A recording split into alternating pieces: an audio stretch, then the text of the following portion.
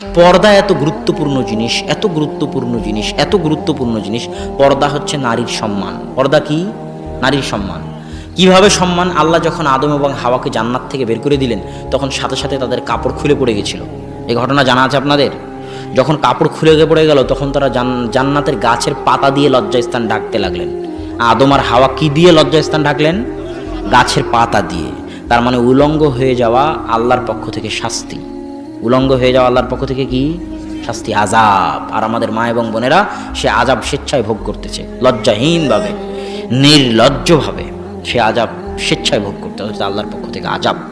উলঙ্গ হয়ে যাওয়া, বেপরদায় থাকা আল্লাহর পক্ষ থেকে আযাব।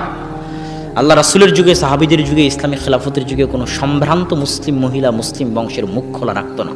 যারা দাসী ছিল তারা মুখ খোলা রাখত। দাসীদের কাজ হচ্ছে মুখ খোলা রাখা। রাস্তাঘাটে যারা হেঁটে বেড়াচ্ছে এরা দাসী নাকি? হ্যাঁ, রাস্তাঘাটে যারা হেঁটে বেড়াচ্ছে এরা কি দাসী? ইসলামী যুগে, ইসলামী খেলাফতের আমলে কারা মুখ খোলা রাখতো? শুধু দাসীরা। কোনো সম্ভ্রান্ত মুসলিম পরিবারের স্বাধীন মহিলা মুখ খোলা রাখবে, এটা কল্পনাই করা যায় না।